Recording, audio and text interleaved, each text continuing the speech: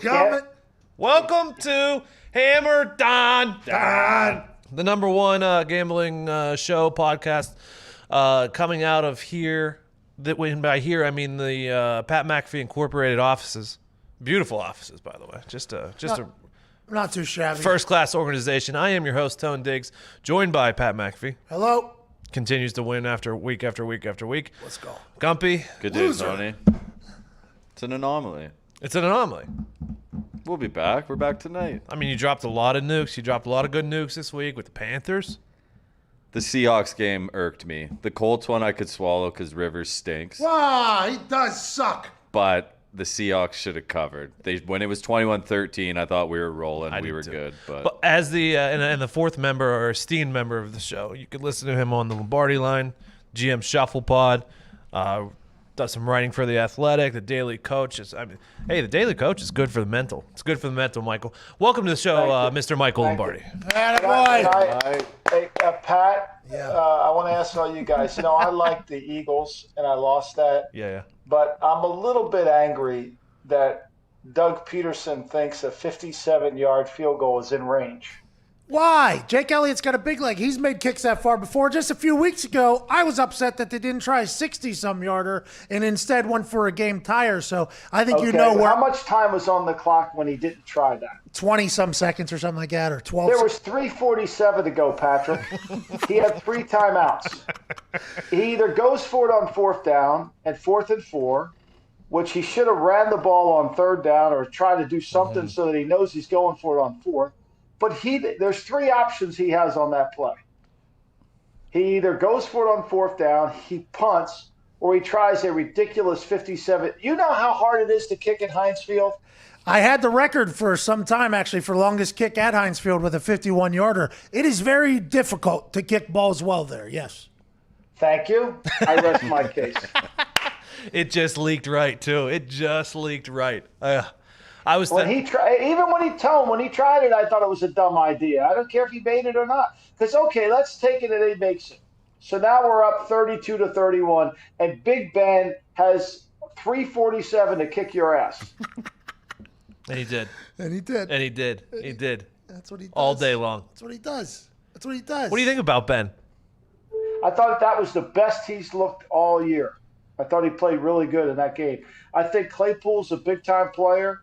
That I think he gives them another dimension. He's a really troubling matchup. There's the little corners can't cover him. And look, the Eagles. If you would have told me the Eagles were going to score 28 points, Gump, I would have thought they won, right? yeah. I 1,000%. The Steelers have this innate fucking ability to just let everyone hang around. They have a really hard time putting teams away. Lombardi, what was interesting to me whenever we talked to Chase Claypool? He knows it, too. Like, he knows he's a problem for people. He knew it the day he was drafted. He knows. He tries to watch. He said he watches film, obviously, Calvin Johnson, Julio Jones, the big guys, because he is a big guy who's fast. He likes to see the little guys, too, that wiggle so he can run better routes. He knows he's a problem. And Ben Roethlisberger, with him and Juju, that is in Washington and the backfield they have, that offense, if it can keep up with that defense that let the Eagles kind of linger around, I think they can make a real play this year. And Chase Claypool said he was bummed out because he didn't get to celebrate after scoring 4 touchdowns. He had to go home and play video games because of COVID-19. Yeah. Look, he's got the quickness to be a Aaron Hernandez inside receiver who was really hard to handle with his quickness. But he can play outside. He'd kill you. Yeah, he can play outside, too. Michael, speaking of older quarterbacks and also problems, right before we went live, is it time to go to Jacoby Brissett? Oh, man. Look, I'm an expert on old quarterbacks. What's that? There's you say, bankruptcy happens slowly and then quickly. Yeah. And I think that's what happens. My earpiece went out. I think that's what happens is, older quarterbacks, it happens slowly, then quickly. And it looked to me yesterday like it was over with for him. What the hell was that he safety, doesn't make Mike? You defend any blade of grass. Here's what I just told this to my business from Indianapolis, and I said, Rick, in a game of imperfection, he requires perfection. You have to block it perfectly for him. He can't move an inch. If the pocket's tight, he can't make a tight throw. I love the guy. There's probably not a better guy in the league than Phillip Rivers. This is not personal. This is business, strictly business. And it to me, I said this on the Lombardi line on Sunday morning. I said, look, I'm taking the Colts here because the numbers say to take the Colts. But this is a defining game for Phillip Rivers. If he plays well, all's good in Coltland. If he's the reason why they lose, then Frank Wright's got to be honest with himself. I think we talked last week about Anthony Costanzo being out. As soon as the news came out that Anthony Costanzo was out, I knew there was a chance that Myles Garrett could wreck that game, strictly because Phillip Rivers can't move. He's not a mobile quarterback. He ran a little bit yesterday, by the way. Looked like a little Clydesdale getting out there that seemed to be hanging out in the barn for far too long, but he was moving. But he can't create. He can't extend. And it seems like he's not scared at all to turn the ball over. Like there isn't an urgency to maintain possession by Phillip Rivers. He's a gunslinger, which I respect. But in that first game against the Jaguars, he threw an interception, jogged right back on the field and said, motherfucker, I'll do it. He didn't say that because he won't swear, but he said, dadgummit, I'll do it again if I have to. And yesterday, same exact thing. He makes a mistake that's crucial and critical against his team, and he jogs right back on the field and doesn't seem affected at all. It's like, I respect it very, very much. But boy, that's probably why the team never gets to where it should with him as quarterback, because it's just like, I'll do the same exact thing yet again. And that safety that Gumpy alluded to, oh my, what are we doing? What are we doing there, Paisan? You know, I mean, I said this on my podcast. Phillip Rivers might be the smartest dumb guy I've ever seen in my life.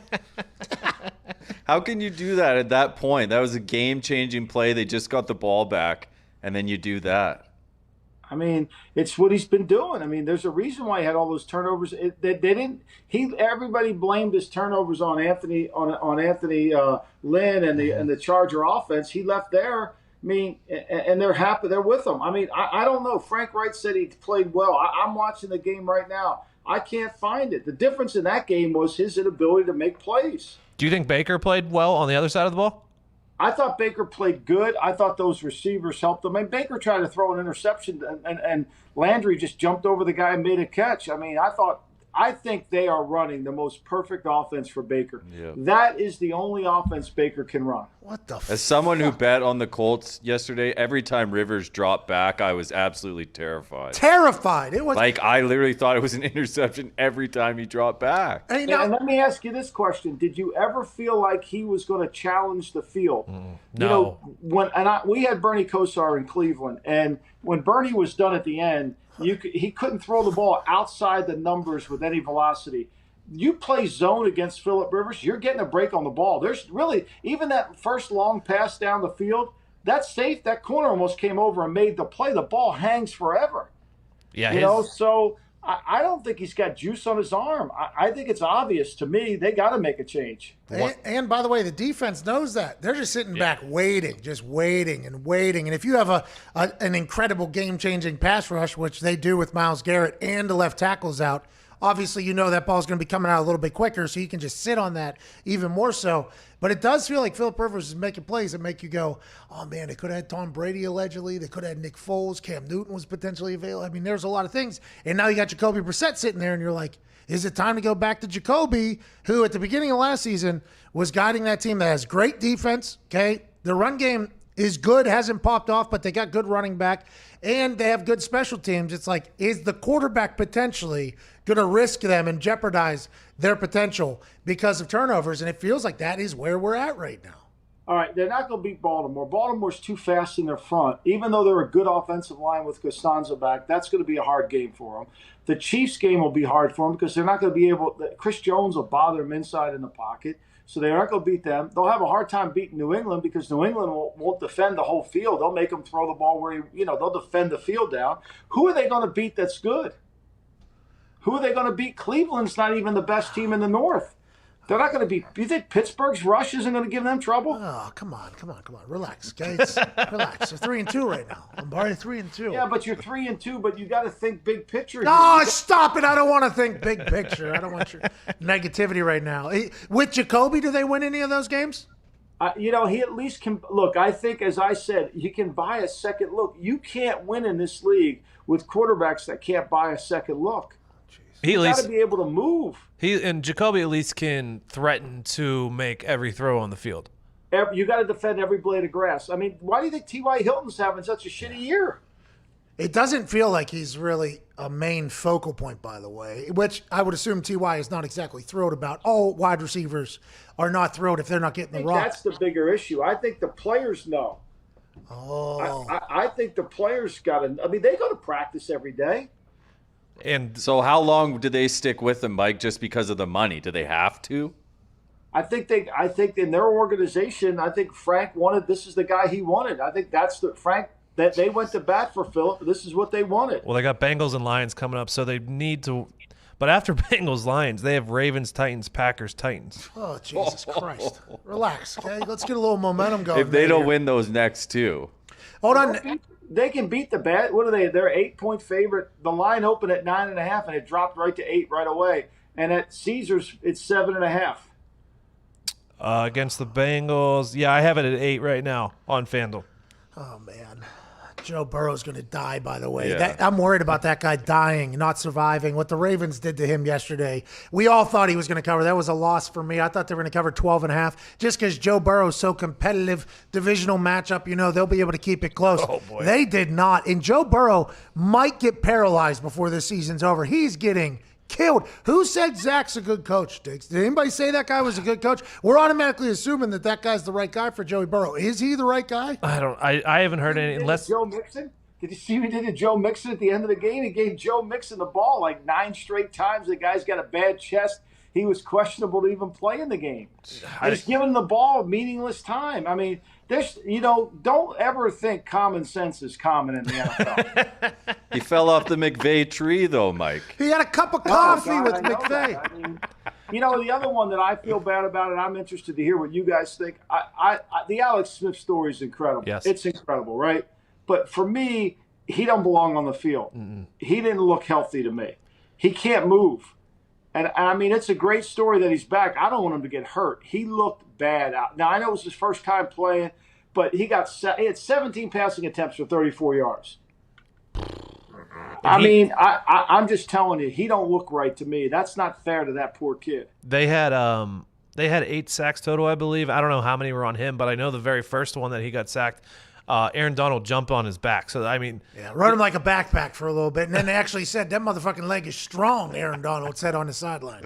He was not put in a good position yesterday. Alex Smith, interesting thing is he got medically cleared to play again, right? Which means, okay, the doctors say he's good to go on the field. But watching every single play, I would assume we weren't the only ones that were just like, oh my God, oh my God, oh my God, oh my God, okay, he's up. Oh my God, oh my God, oh my God. Every single play. I can't imagine being his wife in the stands. His wife, his kid. By the way, his wife probably thinks it can't get much worse than it already was. So maybe she's at that point. But Ron Rivera, that organization, everybody watching that's like, oh my God, oh my God, oh my God. Oh, thank God he's up again. Oh my God, oh my God. And maybe we're wrong for thinking that, Lombardi, but that is truly how I think you, I, and everybody feels. I thought about it, and I thought this, being cleared to play is different than being able to play. Right? Yeah. I mean, the doctors have always said this guy's cleared to play. But I go out to practice and I say to the doctor, like, Doc, you might tell me that guy's cleared to play, but he can't play. Like, he might pass your physical. He can cough twice. That's great. But he can't play. He can't play. Like, there's no way he can play. He can play if we were playing in the backyard, if we were playing on the Kennedy lawn up in Hyannisport for Thanksgiving games. He can play that, but he can't play with these guys flying around at 80 miles an hour. No. Mike, what did you think about the end of the Vikings-Seahawks game? You think they should have went for it or kicked the field goal there? I mean, I think this. Your job as a head coach, and this is what pissed me off about Peterson, your job as a head coach is to avoid losing first. If I kick that field goal and go up 8, I avoided losing. The worst I could do is tie. Right?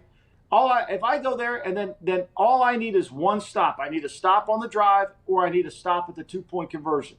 I give my team the best chance to win. That's what a head coach is supposed to do. And people say, well, if he would have just bounced it out. Well, yeah, it's easy. When you look at the game from this way, from here, you could see the huge hole. But when you look at the game from the back and the lineman got stuffed right in front of him, he's not bouncing that ball out. He's scared to death. He don't know who's over. I hated it. I hated every minute of it. See, I liked it personally, and I think that is the difference between a general manager and a player probably. I like the thought of, if we get this first down, game over. If we don't, we need one stop, just like you referred to, but we lose. Now, ultimately, there was a chance to go for 2 the last time they scored that I think they should have done that. Then you kick the field goal, you're up 9. It's a completely different ball game. So I think that decision is much worse than going for it, because if you get that first down, we all know this, game over. Here we go. Kneel this thing out. We win. The fact that it didn't happen, A, sucks. The fact that Dalvin Cook is hurt, B, sucks. And C sucks. They're 1-4, and it feels like they're actually not that bad of a team, but they got no real chance. The odds and stats tell us 1-4 is a long road to get into anything that's worth a damn at the end of the season. Yeah, I mean, if Dalvin Cook's on the field, he gets the first. He probably walks in the end zone, right? Yeah, I agree. But you got a backup back there. You're asking, and then it took Russell a 4th and 10 to Metcalf that he underthrew, that Metcalf came back to get. That was an incredible catch. That DB played that ball so fucking poorly. I mean, this cup has a fucking hole in it. I mean, Kirk Cousins now 7-32 in his career against teams with a winning record.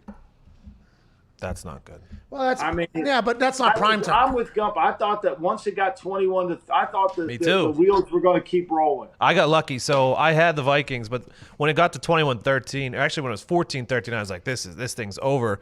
So I live bet the Seahawks. So I got lucky on them winning at the end. But I was actually kind of impressed that the Vikings, then after that barrage by the Seahawks, then came back and then should have probably won the game. I'm impressed by the Vikings. I don't know if that's going to carry over because we were 1-4.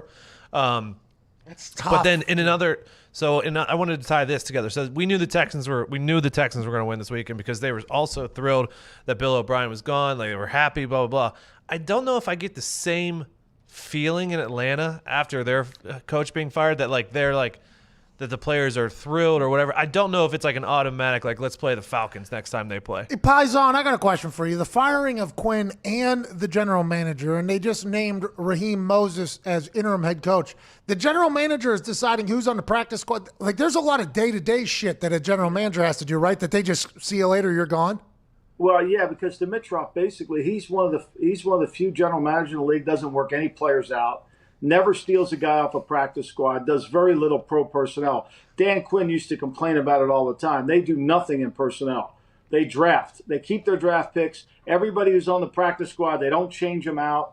And they've been and Dimitroff's been rumored to be getting fired for the last 3 or 4 years. I mean, before they hired Quinn, they offered the job. They were going to offer the job to someone else, and he could have gone in there and just cleaned it out. He turned it down, so that didn't surprise me. But yeah, you're right. I mean, but that's the way Atlanta has always behaved. They don't do anything. I think they've worked out the least amount of players in the last 5 years of any team in the National Football League. Michael, I saw your tweet, and it was about Atlanta hiring an outside firm to hire. They hired this Corn Ferry guy, Jed Hughes, who was in Pittsburgh as a coach, and everybody in the profession. Everybody in the profession knows it's a joke. I mean, it's unbelievable. But I think more of that is the owners, the league wants them to hire somebody, and this is the league's guy. So the league then wants to be able to place the coach.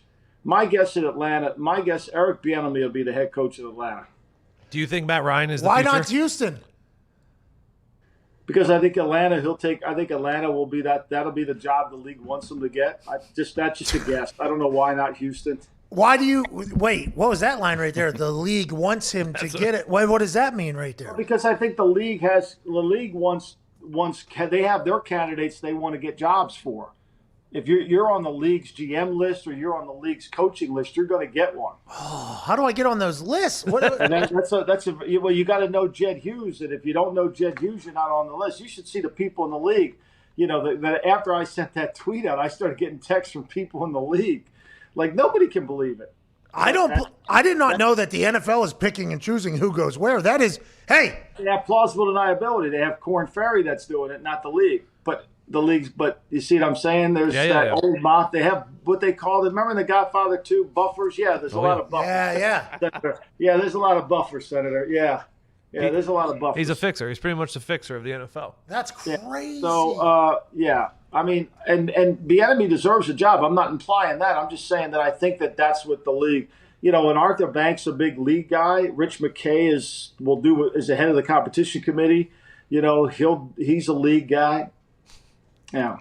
Everything just changed in my eyes on how these hirings happen. Like so the Houston just chop liver? The league doesn't give a fuck? No, I think Houston. I think Houston's going to use Korn Ferry. I'm not saying they're going to listen to him on everything.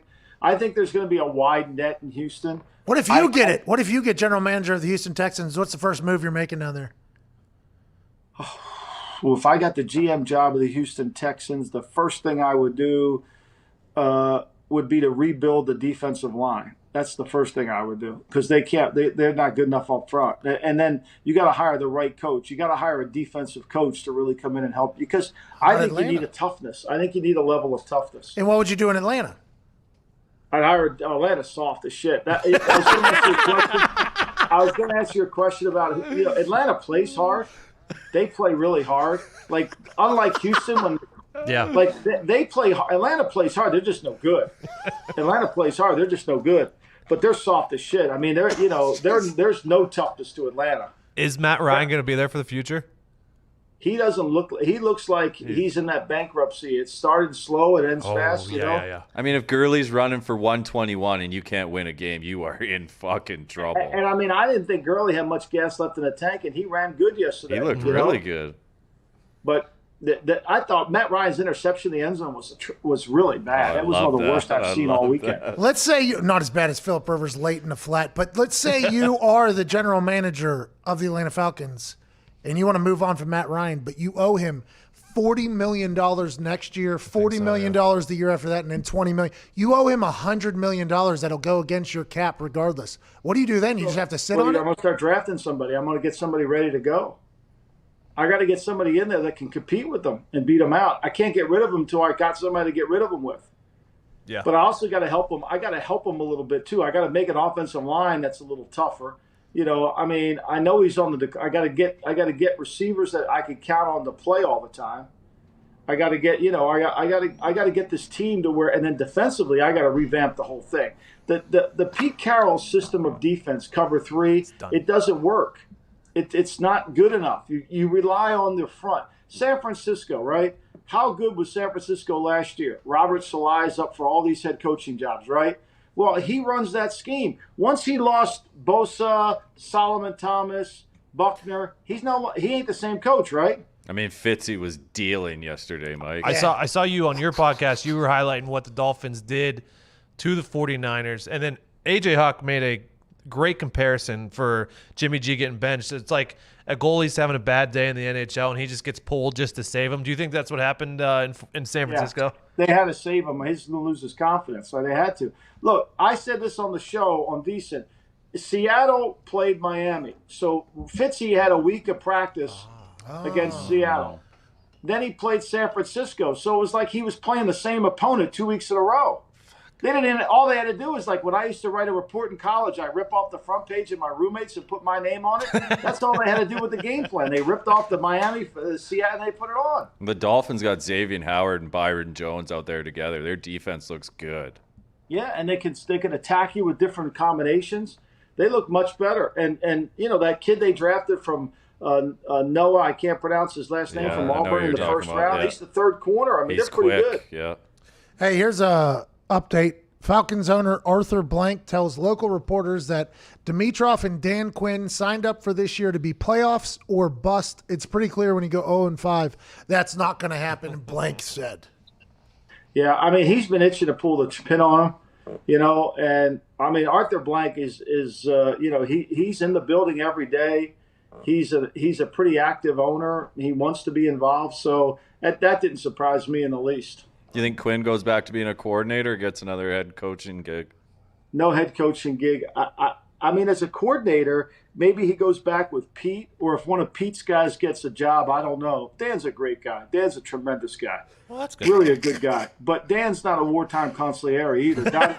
Everybody's doing great.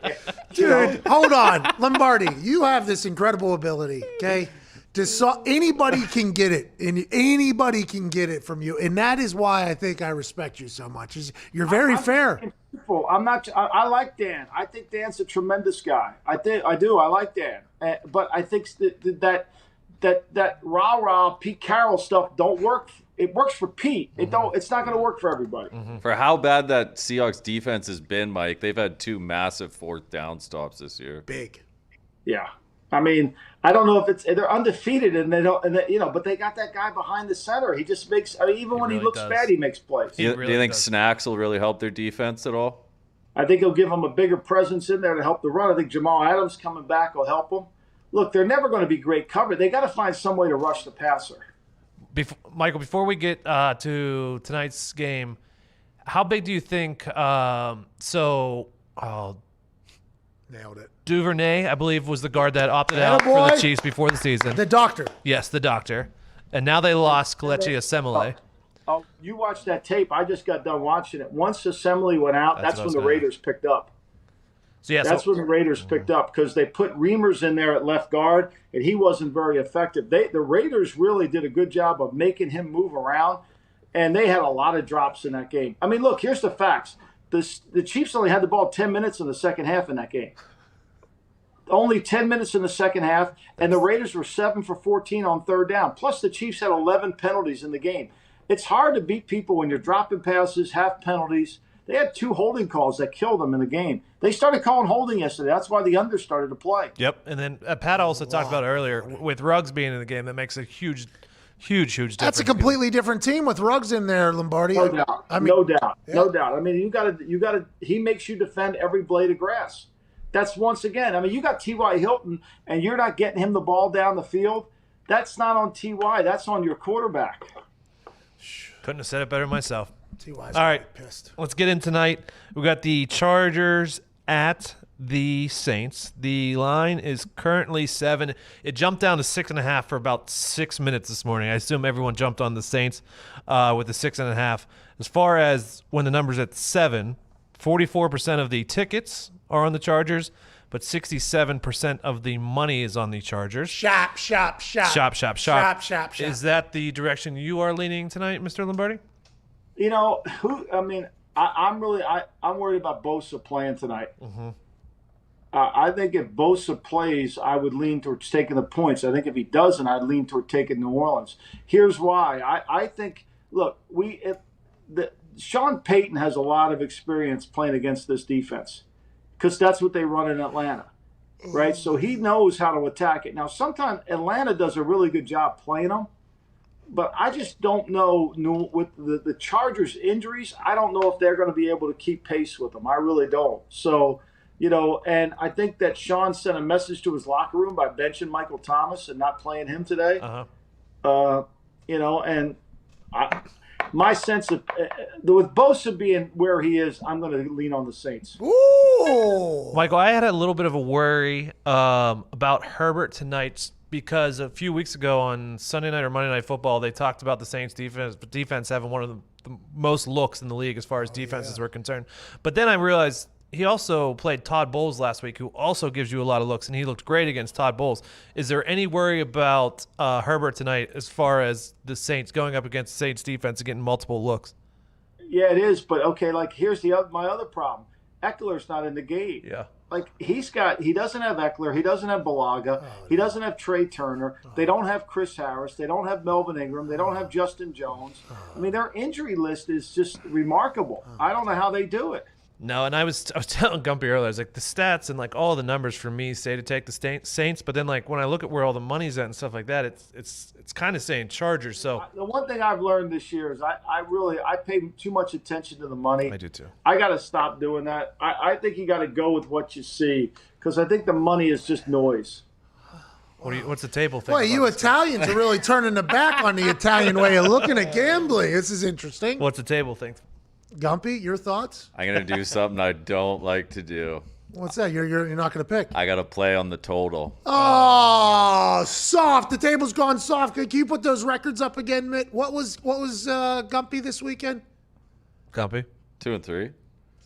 5-1 this weekend. Holy shit. Let's go, Diggs. Not a bad week. Not a bad week 5. Hey, it gets easier the more stats you have to play with and research and the more tape. Hey, I got tape out on these guys now. I like what you're doing right there. 16-10, 18-10. Gumpy having a bad weekend. Okay, here we go. On the other side, Gumpy, what are we going with today? 1-2, so you can kill me too. I gotta revisit this. I gotta get back here. The over is 5-0 in the last 5 between these teams. 4-1 the last 5 for the Chargers. 4-0 the last 4 for the Saints. 6-2 the last 8 for the Saints on Monday night. Okay. And Drew Brees at home in his career, 70, 49-2 to the over at home. Give me the over. That a boy, Gumpy! Points for Gumpy. That's a good bet, Gump. And the over is going down. It opened at 52. 49.5. 49.5, Mike. Pat, you got a pick for tonight? I got 2 picks. Okay. I'm going with the over for all the reasons that Gumpy just said. He took the words right out of my mouth. Unbelievable that you did that, Gump. And I like, what's the spread at right now? 7? 7. Oh, man. Everything you said there about the Saints is a little bit troubling because I didn't even think about not having Eckler or Bosa or anybody really. All I think about is the young guy seems to play great. But I thought that about Joe Burrow, too, and he got just dog walked to the Baltimore Ravens. I like the Chargers tonight, +7 and the over. Let's go with 2 bets. That's what I do. I'm in the lead. Got to take your shots for a reason. That's what I'm going with. Final answer. Chargers 9-3-2 against the spread. Their last 14 as a dog. Okay, good. I didn't know if there was more coming there. Oh, I could go all night. Michael, Let's hear it. What do you got? Anything else for the Chargers? Because the way these Italians laid out the case against the Chargers was a bit problematic. Chargers 3-0-1 against the spread. Their last 4 road games. 3-1-1 against the spread. Their last 5. 33-15-4 against the spread. Their last 52 as a road dog. Bombs over Lombardi's house. I don't know if you heard him over there, Paisan. And the What Saints do are we got? What's the Diggs man got? Michael, while I agree with you 1,000% that I also sometimes will contradict myself on what my research says just because the money's one certain way. And that's the case tonight. Like, I like the Saints on paper, but I'm going with the Chargers and the money. Really? Yeah, I'm going with the Chargers +7 tonight. Let's go. It's- Hey, by the way, can you show those records again? Can you show those records again? Tony's hot.